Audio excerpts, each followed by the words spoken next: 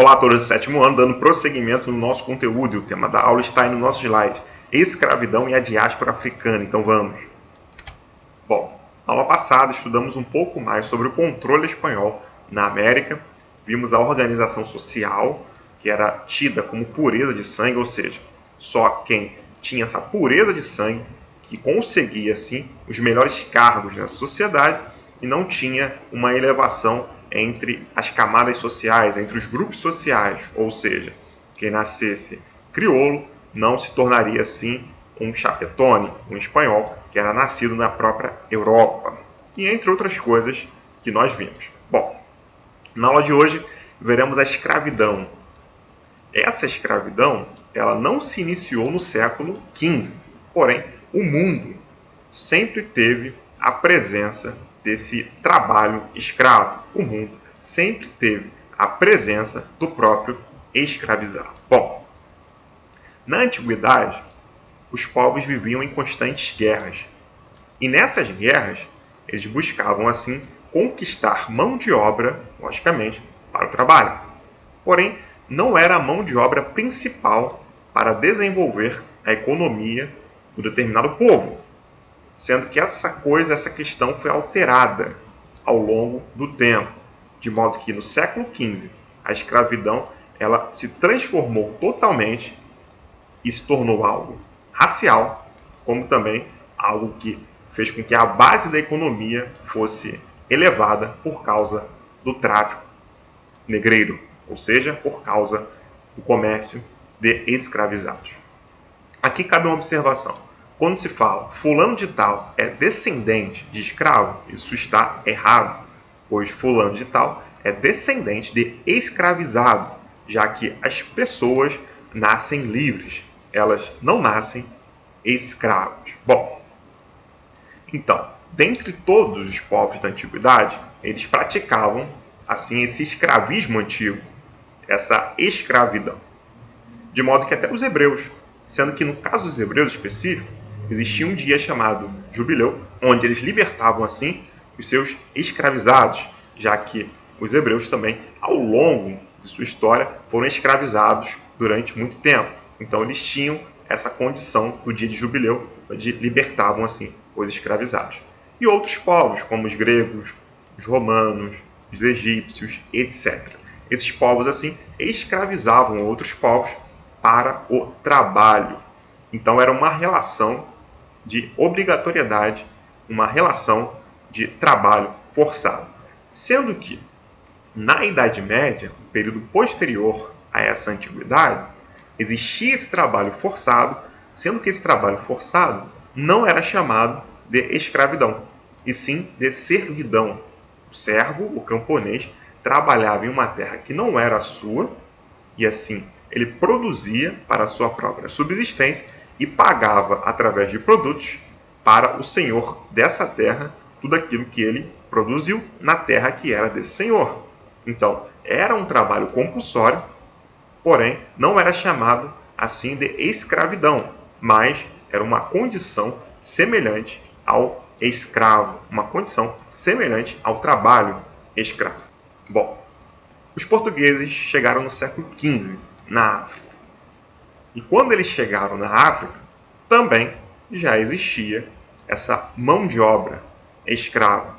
Já existia esse escravo mercadoria, de modo que os escravos, os escravizados, eram objetos que falavam. Então, os próprios povos africanos, eles guerreavam entre si também, e muito tempo antes mesmo da chegada dos portugueses lá, e até mesmo dos muçulmanos lá. E esses povos guerreavam e assim conseguiam prisioneiros de guerra. Dentro desse contexto, depois da chegada dos portugueses lá no século XV, existia uma expressão chamada negócios da África, justamente uma expressão entre os negócios políticos e econômicos entre os portugueses, como também junto com os africanos. Os próprios africanos vendiam assim escravizados para os portugueses. Então, dentro de toda essa história, houve uma construção, uma justificativa racial para sustentar assim a ideologia, Ou seja, a construção de uma justificativa racial é um elemento novo de sustentação ideológica. O que é isso? Para os portugueses, a escravidão passou a ser, assim, uma espécie de bem para o escravizado. Ou seja, o negro africano deveria ser escravizado para purificar o seu pecado. Eles pegavam isso através de passagens bíblicas. Uma, por exemplo, eles viam na história de Caim e Abel, onde Caim matou Abel, e assim Deus teria colocado uma marca em Caim, de modo que todos veriam essa marca em Caim. Segundo os portugueses, essa marca era negritude. Outro exemplo também bíblico, na história de Noé. Cã, um dos filhos de Noé, ele viu assim a nudez do seu pai e zombou do seu pai. E ele foi amaldiçoado por seu pai. Posteriormente, eles assim criaram uma justificativa que Cã foi o continente africano. E assim era um continente amaldiçoado. Então o negro deveria ser purificado através desse trabalho escravo, como também receber a mensagem cristã pelos portugueses, pelos europeus. Então, dentro dessa escravidão moderna, ela foi sustentada por essa questão ideológica, por essa questão racial. Na escravidão antiga, não. Era uma questão de brigas, de guerras, de prisioneiros, de pessoas que não poderiam pagar as suas dívidas, e assim elas se tornavam escravos ou escravizadas. Agora, nessa escravidão moderna, do século XV para frente, a escravidão tornou-se assim ideológica, tornou-se assim racial e tornou-se assim a base da economia, de modo que só na América vieram 11 milhões de escravizados. Para o Brasil, 4 milhões. No total de mais 300 anos de escravidão. Bom, a escravidão ela não só se restringe a um período histórico, ela não fica presa dentro da história, porque até hoje existem trabalhos análogos à escravidão. Pessoas que são enganadas e assim elas são presas, trabalham em fazendas, muito mais no meio rural, e assim tem uma condição totalmente humana desprezível por pessoas que buscam se dar bem economicamente às custas dos outros. Sendo que existe uma agência, eles chamam de Organização Internacional do Trabalho, que é ligada à ONU, Organização das Nações Unidas, e tem por objetivo garantir condições dignas de trabalho. Então existem leis internacionais específicas justamente para proteger os trabalhadores. A ONU é a Organização das Nações Unidas, que ao término da Segunda Guerra Mundial, justamente ela foi pensada e estruturada para evitar conflitos, confrontos entre os países, para defender os direitos humanos, se preocupar com a educação e justamente com essa questão também trabalhista, entre outras coisas. Então, os países que fazem parte, eles apoiam esse objetivo de garantir condições dignas para o trabalho. Mesmo tendo leis que proíbem essa escravidão, existem trabalhos análogos à escravidão, semelhantes à escravidão ainda hoje no mundo. Mostrarei à frente o levantamento feito pela Organização Internacional do Trabalho. Bom, raio-x do trabalho escravo, lá em cima. Mais de 52 mil, no caso, desde 1995, mais de 52 mil trabalhadores foram resgatados justamente por essa organização. 95% homens. 83% tem a faixa etária de 18 a 44 anos. E as regiões são migrantes provenientes principalmente do Maranhão, aqui ó, 23,1%, da Bahia, aqui 9,5%, Pará, aqui 8%, de Minas Gerais, 8,3%, do Piauí, 5%, aqui. Trabalhadores libertos entre 1995 e 2016. Então, foram feitas assim as divisões. Na produção de cana-de-açúcar, foram 22%. igual a 11.939 trabalhadores libertos. Na pecuária, foram 31%, igual a 16.824 trabalhadores. Na confecção têxtil, 1%, igual a 563 trabalhadores. No reflorestamento, foram 3%, igual a 1.350 trabalhadores. Atividades diversas e não identificadas, foram 4%, igual a 2.420 trabalhadores. Construção civil, foram 5%, igual a 2.888 trabalhadores. Desmatamento, foram 5%, igual a 2.772 trabalhadores. Carvão vegetal, foram 7%, igual a 3.971 trabalhadores.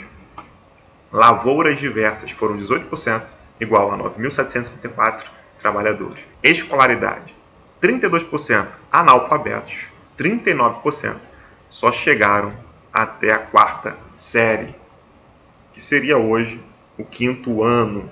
Então, isso é um gráfico atual, que foi aí um mapeamento de 1995 até 2016, de modo que existem trabalhos, existem trabalhadores que eles são colocados nessa situação, trabalhos análogos à escravidão. Mesmo existindo leis, assim, pessoas de má fé buscam explorar justamente essas pessoas que não tiveram muita escolaridade. Porém, esse órgão, essa agência, ela serve justamente para trabalhar com esse objetivo dos direitos dos trabalhadores, para condições dignas aos trabalhadores de todo o mundo. Escravidão pré-moderna. Bom, pré-moderna é esse período que vem antes do século XV. Na África, a diáspora ela começou séculos antes da chegada dos europeus, que chegaram lá no século XV. Diáspora é um conceito que significa que o povo foi espalhado pelas regiões. É um conceito até usado para os hebreus, onde esse povo hebreu também foi espalhado em diversas regiões do mundo, como também é um conceito aplicado para os africanos. Lá também nessa África, a escravidão inicial era feita através de prisioneiros de guerra, pessoas que não poderiam pagar as suas dívidas. Assim, os povos mais fortes escravizavam os mais fracos e assim viviam, mas sendo que não era a base da economia também. Isso foi se alterar com a chegada dos portugueses a essa África. Bom, antes mesmo também do século VII depois de Cristo, essa forma de conquista de escravizados existia lá. Bom, em relação ao Islã, a religião muçulmana criada por Maomé, os muçulmanos expandiram seu território e chegaram também no território africano. Através de conquistas, de guerras, eles pregavam também a mensagem muçulmana, a mensagem islâmica, que só existia um Deus, Maomé é seu profeta, esse Deus eles chamam de Alá, que significa Deus em árabe, etc. Lá, eles também escravizavam os povos, de modo que esses povos escravizados, eles também tinham que se converter, mas no caso, ao islamismo. Para os portugueses, os africanos tinham que se converter ao cristianismo. Então teve uma quantidade superior de escravizados lá para esses muçulmanos. A escravidão e o eixo atlântico. Bom, como eu falei anteriormente, os escravizados eles eram usados, porém não era a base da economia das sociedades. Sendo que rapidamente o escravo mercadoria, essa pessoa tida como objeto, se tornou fundamental no comércio triangular que uniu Europa, África e Américas. Então, a escravidão antiga foi substituída por uma escravidão, como eu falei anteriormente, que gerava lucros para os europeus. No caso português específico, existiram algumas fases desse comércio de escravos, chamados de tráfico de escravos ou comércio de escravos. O primeiro ciclo da Guiné, que foi no século XVI.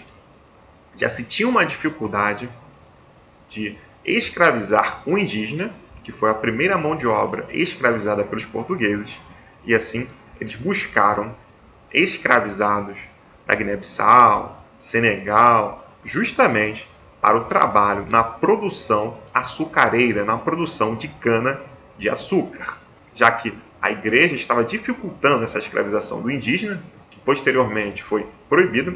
Eles buscaram outra mão de obra para enriquecer, assim, o rei português. O segundo ciclo de comércio de escravos para os portugueses foi o ciclo angolano, já no século XVII. Os portugueses chegaram na Angola, assentaram o local, e justamente com essa justificativa, que se os escravizados africanos trabalhassem para os portugueses, eles seriam salvos, eles assim purificariam os seus pecados. Então, nesse ciclo angolano, também muitos escravizados vieram para a América, os congoleses, os de Benguela, etc. Outro ciclo foi o ciclo de Benin e de Dahomey, que foi do século XVIII até 1815, até o século XIX. Várias etnias vieram também, Yorubá, Mina, etc. Então, dentro desse contexto, muitos escravizados muçulmanos vieram assim para o Brasil colonial, já que os muçulmanos se expandiram, se espalharam e conquistaram territórios africanos e os africanos também. E o último ciclo, que é o ciclo da repressão inglesa ao tráfico, que foi de 1815 a 1850.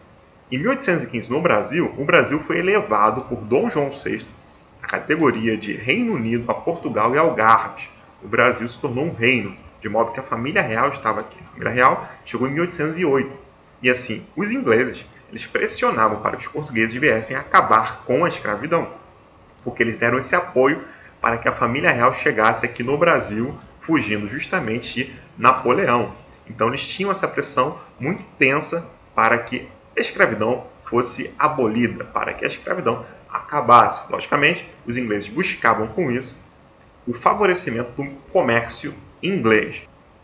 Bom, sendo que só em 1850 foi assinada assim a Lei Eusébio de Queiroz, que proibia o tráfico internacional de escravizados, sendo que o escravismo, a escravidão, continuou a acontecer dentro do território, e eles não poderiam mais comprar escravos que viessem de fora. Porém, a Inglaterra pressionou e outras leis surgiram até a última lei, que foi em 1888, que foi a Lei Áurea, a abolição da escravidão. Todas essas leis que vieram antes da Lei Áurea de 1888, elas buscaram, assim, retardar a escravidão ao máximo. E com a Lei Áurea também, os negros não tiveram igualdade social, ou seja, eles não foram integrados à sociedade. Isso é assunto para outra aula que ainda teremos. Eu coloquei um mapa. Os muçulmanos criaram uma complexa e extensa rede de rotas de tráfico de escravos, já que eles conquistaram e se expandiram na África. As terras muçulmanas são essas marcadas, e as rotas comerciais que eles criaram são essas, ó, todas com setas. Então, foi bem complexa essa engenharia, ou seja, eles fizeram muitas rotas complexas para, assim, fundamentarem o mercado de escravizados, buscando com isso o enriquecimento. No caso aqui, são os principais ciclos do tráfico de escravos. Comércio triangular. Europa, África, Américas. África.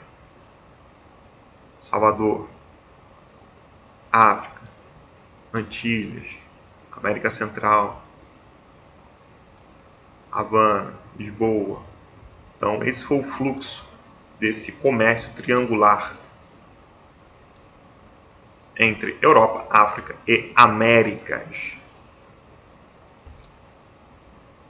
Aqui, a partir das grandes navegações, logicamente o Oceano Atlântico foi importantíssimo para toda essa questão do tráfico de escravos. Bom, esses escravizados eram colocados nos navios negreiros, as condições eram péssimas de higiene, de comida, ventilação, o navio lotado, algumas viagens demoravam 40 dias, muitos morriam, em alguns navios vinham 350 escravizados, eles morriam no meio do caminho.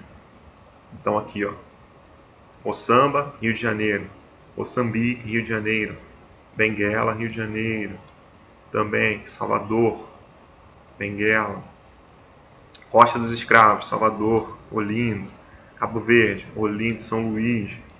Então, essa foi a movimentação assim desses escravizados que também resistiram. E esse é mais um assunto para outra aula que nós teremos. Eles não ficaram inertes, eles não ficaram sendo apenas massa de manobra. Eles lutaram e assim buscaram resistir até o final essa questão da escravidão. Enfim, bom gente, espero que tenha ficado claro e até o próximo vídeo. Valeu!